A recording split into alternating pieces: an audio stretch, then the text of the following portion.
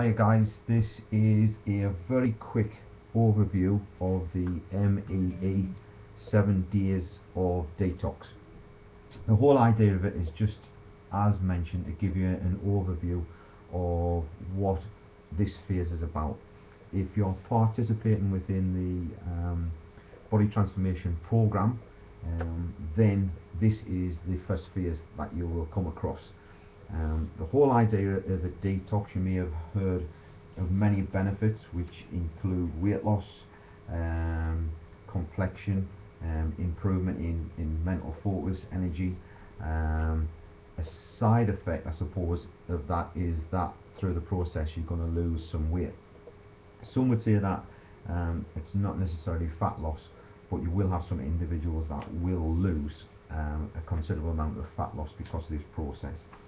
The whole idea of the process is to rid the body of toxins. Not necessarily an evil thing when you think of toxins and thinking what chemicals am I consuming it into my body without realising it, but a lot of foods, especially a lot of processed foods, do naturally have a lot of toxins. So within this first phase, the 7 days, what we plan to do is to try to eliminate as many of those toxins as possible. So if we eliminate things like wheat, dairy products, alcohol, caffeine, processed foods and sugar, we're well on our way. Now, not to complicate matters, but there is food that you can eat what will fall into that list. So I'm going to try to deliver it as simple as possible, hence the reason why I've provided the 7 days of detox, which gives you 7 breakfasts, 7 lunches and 7 dinners. So the whole idea is that we have 3 meals a day and 3 snacks a day. The 3 meals are all provided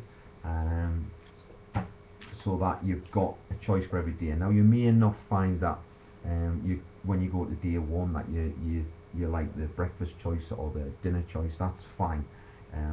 Just go through the 7 options and decide which one you prefer. And it may be that you stick to one and you find that over the 7 days you're having the same breakfast or similar lunches. So all I want you to do is to stick to that as rigid as possible. Yes, you can deviate from that, and there is a lot of other foods and a lot of other recipes I can provide that will be ideal. But the whole idea is for me to give you 7 breakfasts, 7 lunches and 7 dinners. There you are. Stick within those options and you'll be fine. Those are the meals. So if you go through your breakfast, for example, you will notice very important stage within the day is breakfast. Now I've got lots of questions about breakfasts and whether you can still eat certain sort of usual breakfast options. The answer to that is no. What we're going to try to do is to try to stick to a smoothie option, and there's lots of reasons for that. We've got lots of recipes. You'll find smoothies in there which include the atomic smoothie or the tropical smoothie. So all of these have been carefully selected. These are the smoothies that you can follow, but these ones have been carefully selected because they've got all natural foods within them, and there's nothing in there that will fall into the elimination list. So if you stick to those, then you're ensuring that you're getting off to the best possible start. I've been asked why protein is added into the smoothie, and all that is just again, we're trying to kickstart the morning by getting protein on board as soon as possible. We're in a catabolic state on the morning because we've slept. Our body needs that kickstart. So protein is the best possible source of nutrition that we can take on board in the morning. That's going to serve us up for the day. Yes, we need carbohydrates. Yes, we other need nutrients, which will come later.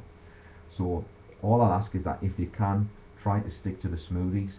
It's not the end of the world if you introduce other breakfasts, but if you want the best possible results and making sure that we're keeping to this detox, start with the smoothies. Then you'll go to the lunch options. You'll see throughout the lunch options it's basically soups, homemade soups with nice fresh vegetables in there. You'll see again I'll give you 7 choices. So stick to those. Yes, you could try your own soup variation, but just think every time you have a soup that's not within the 7 days that I've given you, you're taking a risk. So I'm just trying to eliminate those risks by keeping to the 7 that I've given you. Likewise, when you come to the dinners, if you do the same again, I've gone through and carefully selected 7 dinners. An alternative for this, if you're lucky enough to have my cookbook, Metabolic Effective Eating Cookbook, then you can go to this and choose any of the dinner options. There's 30 dinner options there within the cookbook, so you can select any of those dinners. Don't apply that to a breakfast or a lunch, it's only the dinner option. Then the last part is snacks, because we need to snack in between breakfast to lunch, lunch to dinner, and dinner before we go to bed on an evening. So you're allowed 3 snacks, and the snacks again, I've provided a list. If you check your list, you'll see that I'm giving you a choice of other foods that you can consume whilst you're following the 7 days detox, because some people might find it restrictive. So there is other foods that you can follow within the plan. Use these as snacks wherever is possible. Fruit, satsumas, grapefruit, strawberries, raspberries, blackcurrants, berries are the best option.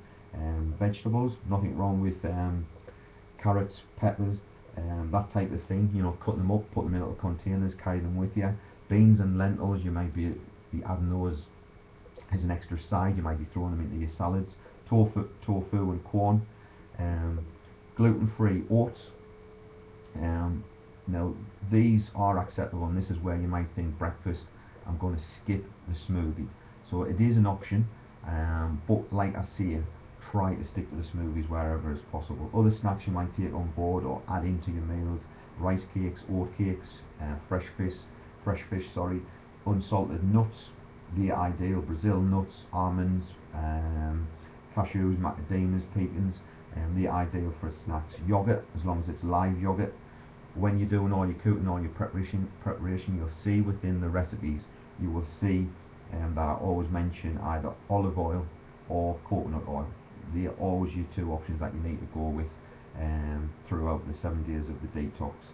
And then don't forget, as with the metabolic effect of eating formula itself, it's always good to put in lots of herbs and spices.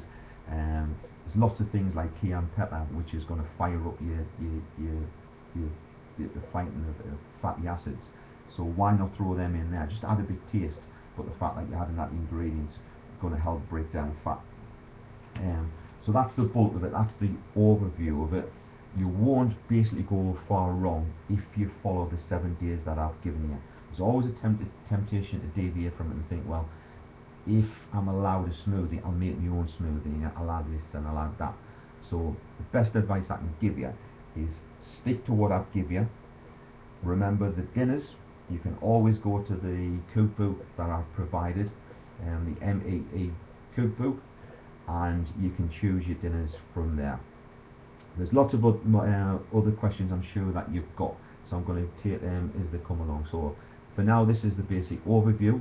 I'll then provide another segment where I'll go through questions that have been answered by individuals who are participating within this detox or have participated in the past, and these are kind of regular questions that come up that might help yourself. But hopefully this has given you enough information and enough to get you started on the detox, and hopefully at the end of it you'll have stuck to it strictly, and you will see, as I mentioned there, a kind of byproduct of all the other healthy sort of benefits of following a detox. You will also get a nice fat loss opposed to a weight loss. Okay, thanks for now.